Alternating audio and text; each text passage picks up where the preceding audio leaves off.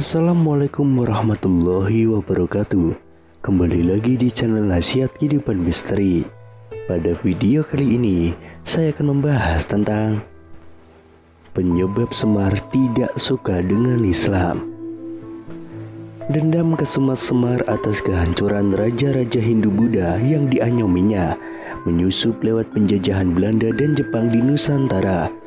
Sejarah perjuangan raja-raja Islam di Nusantara terkesan mentah dan gagal total oleh strategi yang diwahyukan oleh Semar kepada tentara Belanda maupun Jepang.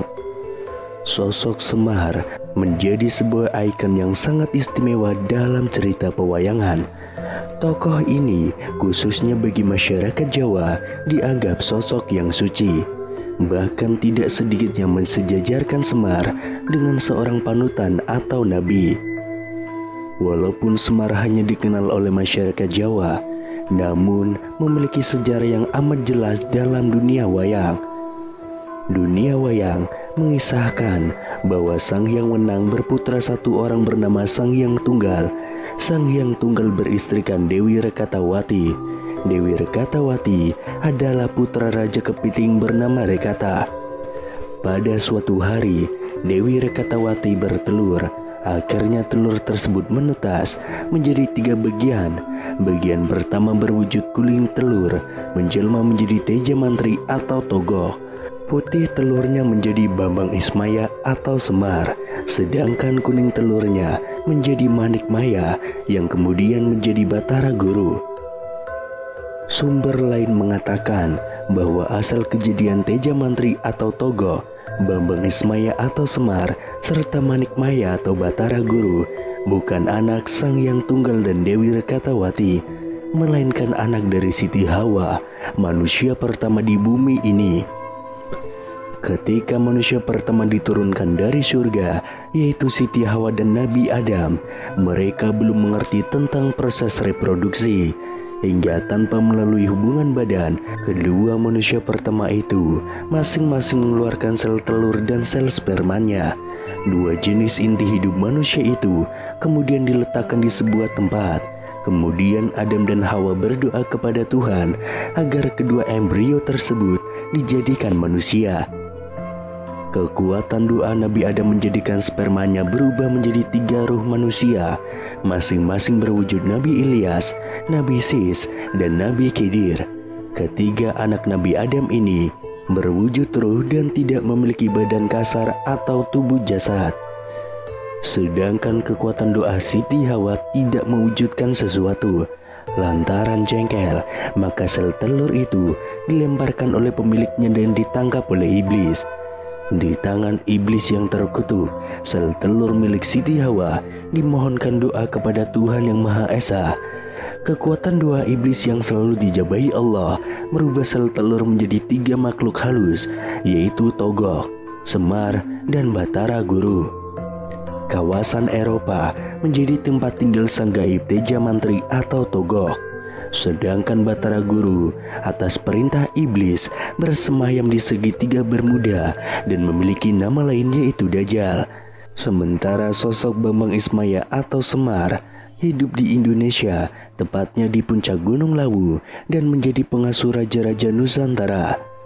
Tentu semua itu atas arahan, suruhan, dan didikan dari tuannya yang mengasuh mereka, yaitu iblis laknatullah.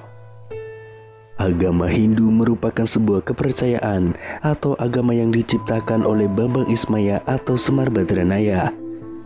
Sementara itu, Semar bersama dengan Dewi Sekarwati Mara juga menciptakan agama Buddha dan menyebarkannya di bumi Nusantara.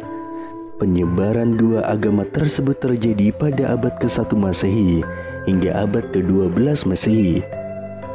Pada tahun 1401, Sultan Muhammad I dari Istanbul, Turki, mengutus 9 orang pilihannya untuk menyebarkan agama Islam di Nusantara, termasuk Pulau Jawa. Dalam penyebaran agama Islam itu, Syekh Subakir, salah satu nama dari 9 wali gelombang pertama, membawa batu hitam dan dipasangkan di seantero Nusantara. Khusus di tanah Jawa, diletakkan di tengah-tengahnya yaitu di Gunung Tidar. Batu-batu hitam itu dimaksudkan memberikan keamanan dan kelangsungan hidup kaum muslimin di Nusantara ini. Efek dari kekuatan gaib suci yang dimunculkan oleh batu hitam tersebut menimbulkan gejolak yang besar.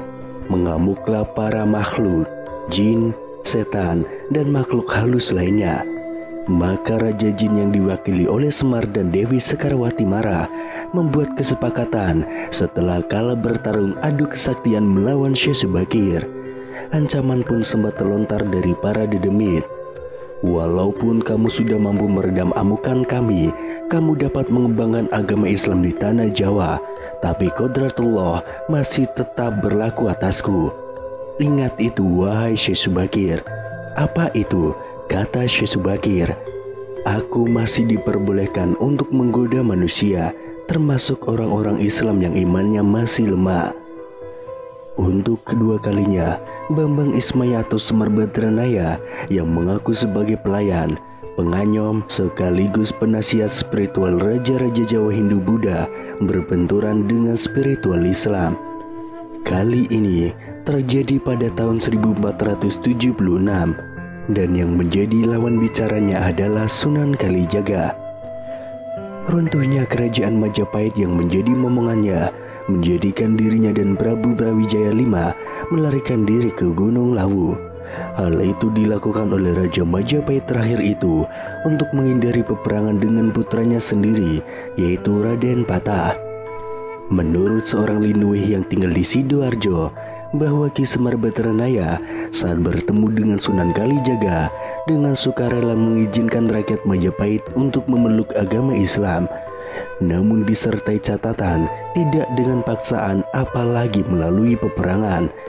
Silahkan anak Angger menyebarkan Islam di tanah Jawa, asal jangan melalui paksaan apalagi peperangan, kata Ki Semar Badranaya. Ketokohan Sunan Kalijaga sebagai salah satu dari 9 wali generasi sesudah Syekh Subakir mampu meluluhkan hati Prabu Brawijaya V untuk memeluk Islam sebagai agama barunya. Masuk Islamnya Prabu Brawijaya V mendapat tentangan keras dari Noyo Genggong, yang sebenarnya adalah nama lain dari Ki Semar. Dengan kasar dan menahan amarah, Semar Badranaya berkata kepada junjungannya Prabu Brawijaya, hamba tidak mau masuk Islam sang Prabu, sebab hamba adalah penguasa, pembesar atau dahyang tanah Jawa. Saya adalah suami yang membantu anak cucu serta para raja di tanah Jawa. Aku adalah raja dari semua spiritis di tanah Jawa. Aku telah hidup untuk melayani keturunan Raja Jawa. Disinilah kita berpisah.